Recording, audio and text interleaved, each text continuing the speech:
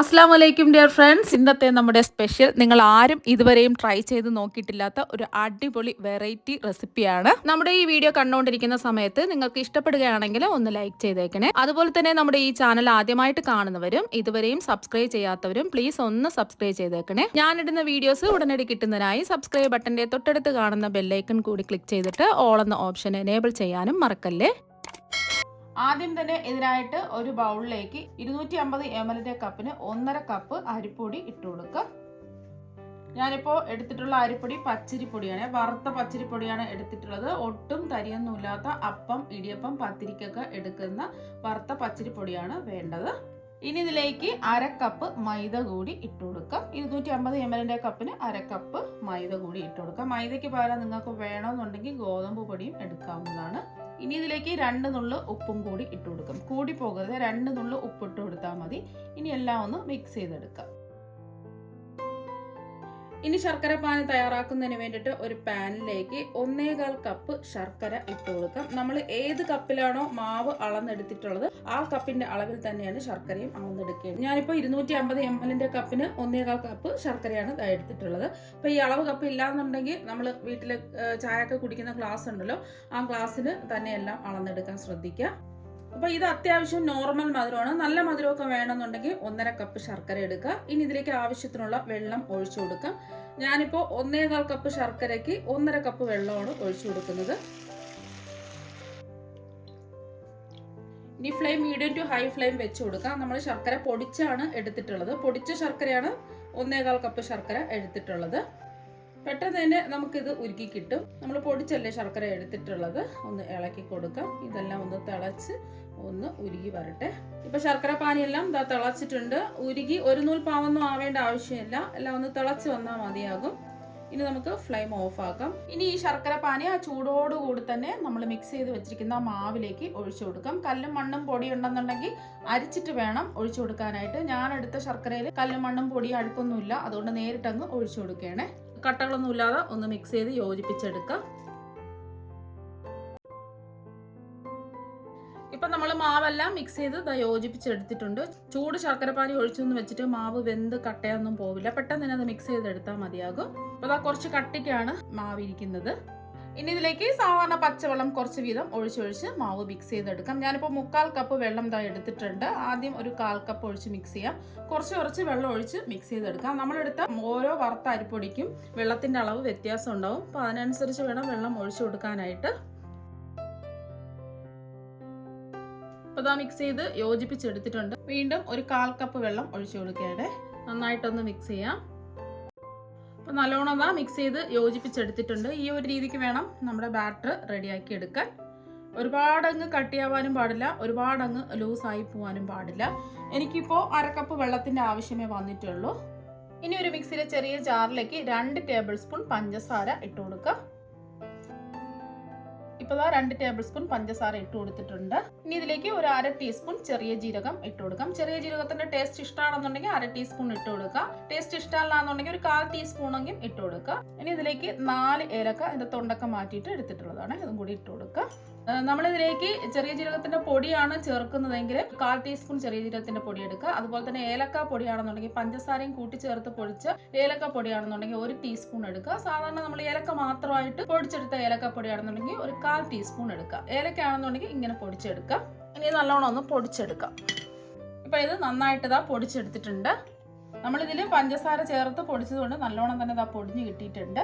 ഇനി നമുക്ക് അടുത്തതായിട്ട് വേണ്ടത് 2 പാളയംകുടം പഴമാണ്. നല്ല പഴുത്ത പാളയംകുടം പഴം വേണം നോക്കിയെടുക്കാനായിട്ട്. ഞാനിപ്പോൾ മീഡിയം സൈസ് 2 പാളയംകുടം പഴമാണ് എടുത്തിട്ടുള്ളത്. പാളയംകുടം പഴം ഉണ്ടെന്നുണ്ടെങ്കിൽ പാളയംകുടം പഴം തന്നെ എടുക്കുക. ഇല്ലാന്നുണ്ടെങ്കിൽ ചെറുപഴമോ റോബസ്റ്റ് പഴമോ എടുക്കാവുന്നതാണ്. പാളയംകുടം പഴം ചേർത്ത് കൊടുക്കുമ്പോഴാണ് ഒരു പ്രത്യേക ടേസ്റ്റും നല്ല സോഫ്റ്റും ഒക്കെ ഇതിനുണ്ടാവുന്നത്. അപ്പോൾ നല്ല പഴുത്തിട്ടുള്ള പാളയംകുടം പഴം നോക്കി എടുക്കുക. ഇനി ഇതിന്റെ തൊലിയെല്ലാം മാറ്റി ചെറുതായിട്ടൊന്ന് കട്ട് ചെയ്തെടുക്കാം.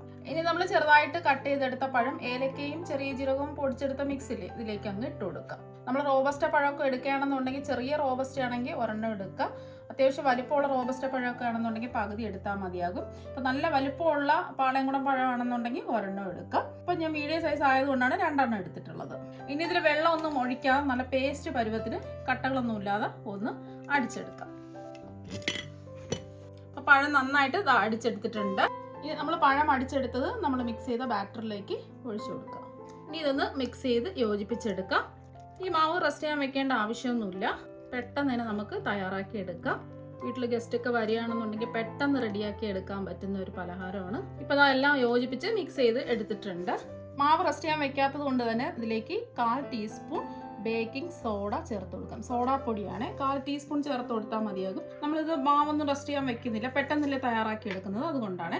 നന്നായിട്ടൊന്ന് മിക്സ് ചെയ്യാം. ഇനി ഇതിലേക്ക് ഒരു 1/2 ടീസ്പൂൺ എള്ളും കൂടി ഇട്ട് കൊടുക്കാം. എള്ളുണ്ടെങ്കിൽ എള്ള് ഇട്ട് കൊടുക്കാം. 1 ടീസ്പൂൺ മുതൽ 1/2 ടീസ്പൂൺ വരെ ഇട്ട് കൊടുക്കാവുന്നതാണ്. ഞാനിപ്പോൾ 1/2 ടീസ്പൂൺ എള്ളാണ് ഇട്ട് കൊടുത്തിട്ടുള്ളത്. ഒന്ന് മിക്സ് ചെയ്യാം.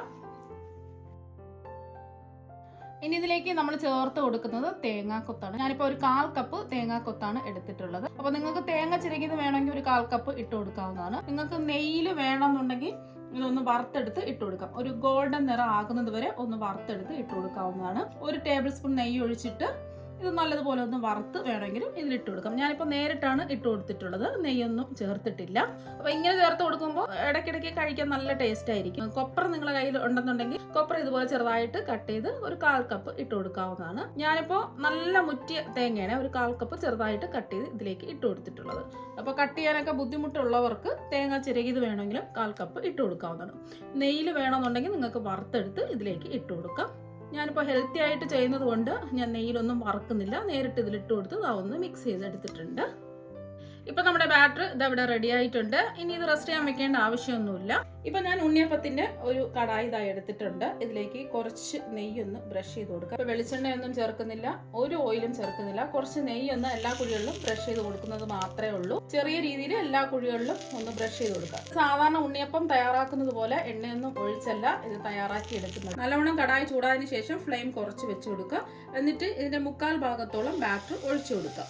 ഫ്ലെയിം കൂട്ടി വെച്ച് കൊടുക്കുകയേ ചെയ്യരുത്, 1/4 ഭാഗത്തോളം മാത്രം ഒഴിച്ചു കൊടുത്താൽ മതി.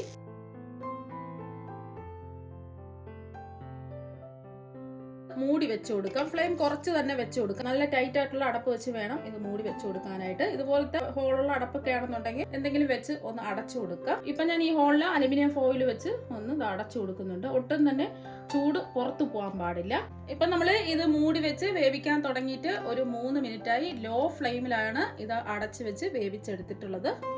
അപ്പൊ കണ്ടില്ലേ, ഇതിന്റെ പുറമൊക്കെ നല്ലോണം ഡ്രൈ ആയി. ഈ സമയം നമുക്കിതൊന്ന് തിരിച്ചിട്ട് കൊടുക്കാം.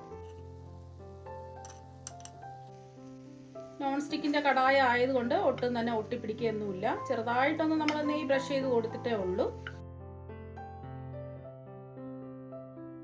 ഇനി വീണ്ടും മൂടി വെച്ച് ഇതൊന്ന് വേവിച്ചെടുക്കാം. ഇപ്പൊ നമ്മൾ തിരിച്ചിട്ട് കൊടുത്തിട്ട് വീണ്ടും ഒരു 2 മിനിറ്റ് ഇതാ കഴിഞ്ഞിട്ടുണ്ട്. ഇനി ഇത് തുറന്ന് നോക്കാം. ഇനി ആയിട്ടുണ്ടോന്ന് ഒന്ന് തിരിച്ചിട്ട് നോക്കാം. ഇപ്പൊ കടലിൽ ചെറിയൊരു ഗോൾഡൻ നിറമൊക്കെ ആയിട്ടുണ്ട്. ഇനി ഇതിന്റെ ഉള്ളൊക്കെ ഒന്ന് വെന്തിട്ടുണ്ടോ എന്ന് അറിയാൻ വേണ്ടിയിട്ട് ഒരു ടൂത്ത് പിക്ക് വെച്ച് ഒന്ന് കുത്തി നോക്കാം. ഈ ടൂത്ത് പിക്ക് മെല്ലെ ഒന്ന് എടുത്ത് നോക്കാം. കണ്ടില്ലേ, മാവൊന്നും ഒട്ടിപ്പിടിക്കാതെ ടൂത്ത് പിക്ക് നല്ല ക്ലിയർ ആയിട്ട് കിട്ടിയിട്ടുണ്ട്. അഥവാ ഈ ടൂത്ത് പിക്കിൽ മാവ് ഒട്ടിപ്പിടിക്കുകയാണെന്നുണ്ടെങ്കിൽ കുറച്ച് സമയം കൂടി മൂടി വെച്ച് ഒന്ന് വേവിച്ചെടുത്താൽ മതിയാകും. നമ്മൾ എണ്ണയൊന്നും ചേർക്കാതെ അടിപൊളി ടേസ്റ്റിൽ നല്ല ഹെൽത്തി ആയിട്ട് തയ്യാറാക്കി എടുക്കാൻ പറ്റുന്ന ഉണ്ണിയപ്പം ഇവിടെ റെഡി ആയിട്ടുണ്ട്. ഒട്ടും തന്നെ നമ്മൾ ഇതിൽ എണ്ണ ചേർത്തിട്ടില്ല, കുറച്ച് നെയ്യ് മാത്രമേ ചെറുതായിട്ടൊന്ന് ബ്രഷ് ചെയ്ത് കൊടുത്തിട്ടുള്ളൂ. അപ്പൊ ഇതുപോലെ ബാക്കിയെല്ലാം നമുക്ക് ചുട്ടെടുക്കാം. ഒട്ടും തന്നെ എണ്ണ ഒന്നും ഇല്ലാതെ വളരെ ഹെൽത്തി ആയിട്ട് ചെയ്തെടുക്കാൻ പറ്റിയ ഉണ്ണിയപ്പങ്ങളെല്ലാം ഇവിടെ റെഡി ആയിട്ടുണ്ട്. അപ്പം കുറച്ച് നമ്മൾ ഓയിലിൽ ഫ്രൈ ചെയ്തെടുക്കുന്നതിൻ്റെ അത്ര ഗ്ലേസിംഗ് ഇല്ല. ഉള്ളിലൊക്കെ നമ്മൾ ഓയിലിൽ ഫ്രൈ ചെയ്തെടുക്കുന്നത് പോലെ നല്ല സോഫ്റ്റും ടേസ്റ്റും ഒക്കെ തന്നെയാണ്. ഇനി ഇതിൽ നിന്നും ഒരെണ്ണം എടുത്ത് കാണിച്ചു തരാം. നമ്മൾ എണ്ണയിൽ ഫ്രൈ ചെയ്തെടുക്കുന്നത് പോലെ അത്ര ഗ്ലേസിംഗ് ഉണ്ടാവില്ല. ടേസ്റ്റ് ഒക്കെ നമ്മൾ ഓയിലിൽ ഫ്രൈ ചെയ്തെടുക്കുന്നത് പോലെ തന്നെയാണ് ഇരിക്കുന്നത്. അപ്പോൾ ഈ ഒരു വ്യത്യാസം മാത്രമേ ഉള്ളൂ. അപ്പോൾ നല്ല സോഫ്റ്റ് ആയിട്ടാണ് ഇരിക്കുന്നത്. കണ്ടില്ലേ, നല്ല സോഫ്റ്റ് ആയിട്ട് പഞ്ഞി പോലെയാണ് ഇരിക്കുന്നത്. ഇതിൽ നമ്മൾ പഴം ചേർത്തുകൊണ്ട് ഒരു 3 ദിവസമൊക്കെ ഇരിക്കുള്ളൂ. അപ്പം പഴം ചേർക്കാതെ വേണമെങ്കിലും നിങ്ങൾക്ക് തയ്യാറാക്കാവുന്നതാണ്. അപ്പോൾ കണ്ടില്ലേ, നല്ല സോഫ്റ്റ് ആയിട്ട് പഞ്ഞി പോലെ ഇരിപ്പുണ്ട്. ഇനി ഇതൊന്ന് മുറിച്ചും കൂടി കാണിച്ചു തരാം. അപ്പോൾ എണ്ണയൊന്നും കഴിക്കാത്തവർക്ക് ഇതുപോലെ ധൈര്യമായിട്ട് ഒരു പ്രാവശ്യം ഉണ്ടാക്കി കഴിച്ച് നോക്കുക. തീർച്ചയായും നിങ്ങൾക്ക് എല്ലാവർക്കും ഒരുപാട് ഇഷ്ടമാകും. കണ്ടില്ലേ, അകത്തൊക്കെ നല്ലോണം വെന്ത് വന്നിട്ടുണ്ട്. നല്ല സോഫ്റ്റ് ആയിട്ടാണ് ഇരിക്കുന്നത്.